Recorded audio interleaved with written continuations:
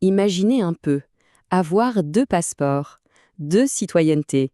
L'une, pour le pays où l'on vit au quotidien, et l'autre, pour un royaume céleste. C'est ce concept, franchement fascinant, de la théologie chrétienne qu'on va explorer ensemble aujourd'hui. Mais alors, la question se pose. Est-ce que c'est vraiment possible ça? De vivre dans deux mondes à la fois?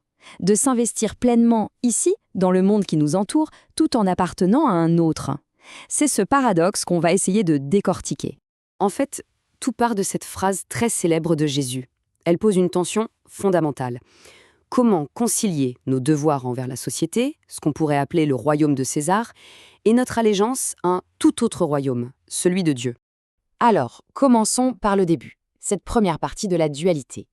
Qu'est-ce que ça veut dire, au fond, avoir une citoyenneté céleste, concrètement?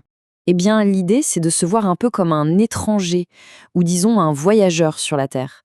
Notre vraie maison, notre héritage final ne serait pas ici, mais ailleurs, dans les cieux. C'est un vrai changement de perspective, un changement total sur notre propre identité. Ok, mais ça peut paraître un peu abstrait tout ça, non?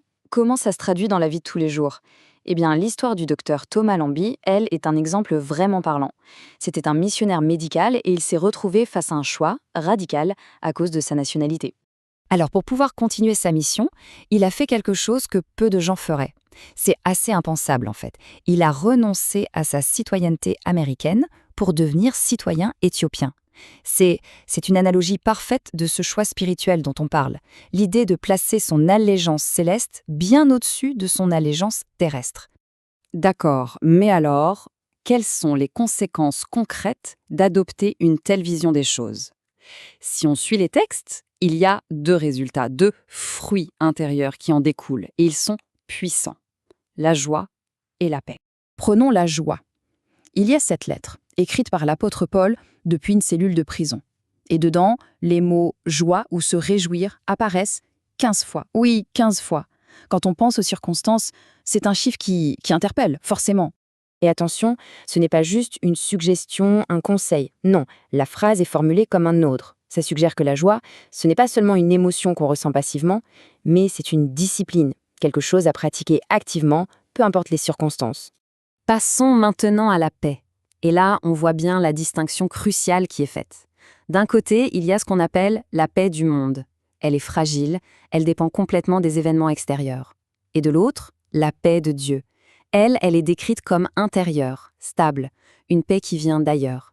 Bon, la question qui vient tout de suite à l'esprit, c'est comment on fait? Comment on atteint cet état de joie et de paix?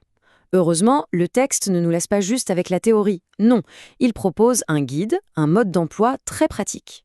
Et voilà les 5 instructions clés. Encore une fois, ce sont des commandements, pas de simples suggestions.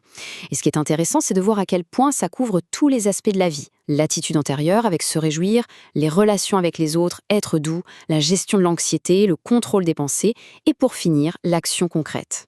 Et la promesse qui va avec ces instructions, elle est vraiment puissante. En gros, si on suit ces étapes, la paix de Dieu va agir comme une sorte de garde du corps pour le cœur et l'esprit. Une protection intérieure. C'est présenté comme un lien de cause à effet très direct. Revenons un instant sur la 5e instruction. Mettre en pratique ce que vous avez appris. Cette petite phrase, en fait, elle nous ouvre la porte sur un dernier thème qui est absolument essentiel, le pouvoir des modèles, le pouvoir de l'exemple.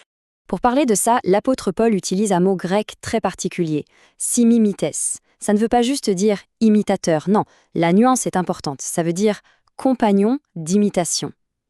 L'idée, ce n'est pas d'imiter tout seul dans son coin, mais de le faire ensemble, en communauté. Et là, on voit se dessiner une sorte de chaîne d'imitation, en fait.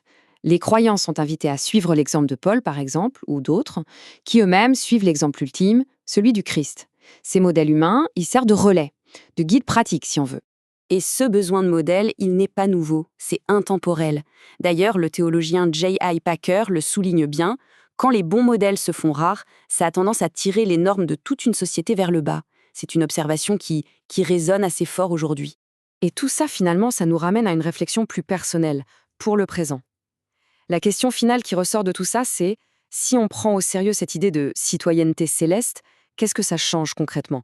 Comment est-ce que ça se manifeste dans une vie? Et puis, comment, à son tour, devenir un bon modèle pour les autres? La question reste ouverte.